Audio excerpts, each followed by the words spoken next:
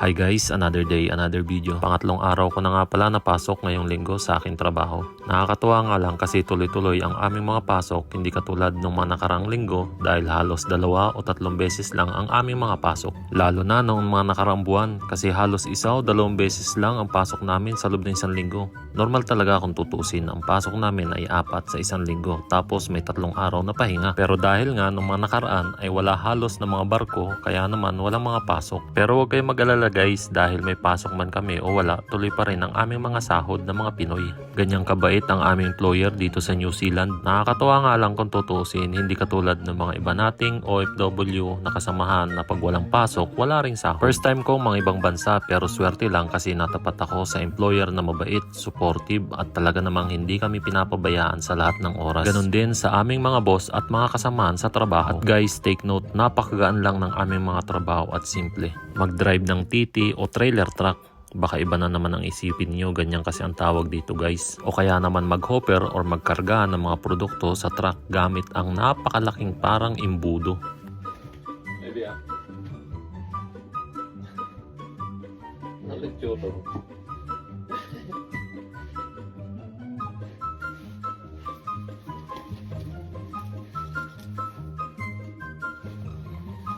Hindi nga pala ako komportable sa aking uniform kaya naman tinanggal ko ulit at sinubukan ko na isuot yung aming bagong uniform. Kung hindi ako nagkakamali, last year ko pa ito nakuha. Nakatambak nga lang sa aking drawer. Kaya naman sinubukan kong isuot. Kung mapapansin nyo may tiketa pa. Okay na yan, hindi na natin tatanggalin para alam nila at mapapansin nila na bago pa.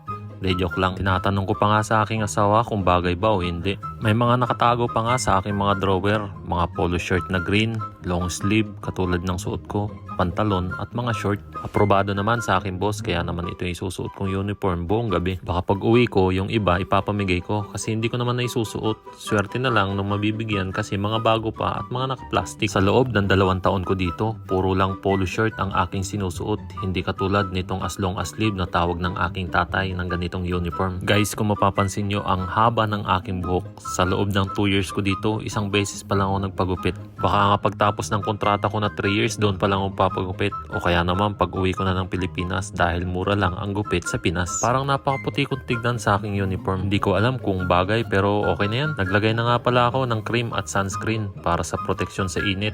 Lakas makapress nitong ginagamit ko. Dahil maaga pa, kulitan muna kami ng aking pinakamamahal habang magka-video call. Total naman malapit lang ang trabaho ko simula dito sa bahay. Sabi ko nga nasa halos 3 minuto o 5 minuto lang ang biyahe. Guys, mahirap ang maging LDR, sa totoo lang ang daming challenges. Pero okay lang, ganun talaga, kailangan magtiis. Sa totoo lang, kung nahanap ko lang na maaga o kaya naman pagdating ko dito sa New Zealand, ito agad yung bahay na naupahan ko.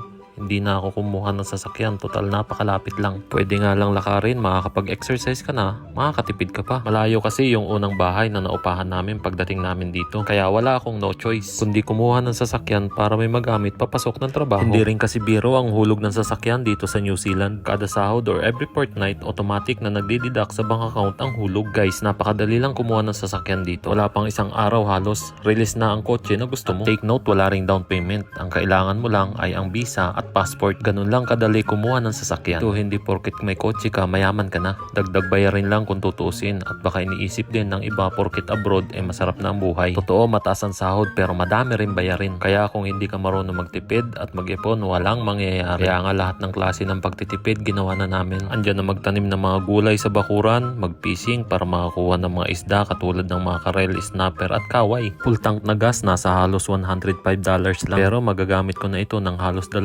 buwan dahil ito ay hybrid. Kaya naman masasabi ko na sobrang tipid. Nasa halos 2 years na sa akin itong kotse. Kaya naman next year sa awa ng Diyos tapos ko na hulugan ng aking sasakyan. Medyo nakakaluwag-luwag na dahil mababawasan na ng konti ang aking mga bayarin. Pero ang bad news, tapos na rin ang aking kontrata. Guys, mag-aalas 3 na ng hapon kaya naman kailangan ko nang gumayak. Pag night shift ang duty, nagsisimula kami ng alas 3:30 ng hapon hanggang alas 3:30 naman ng madaling araw.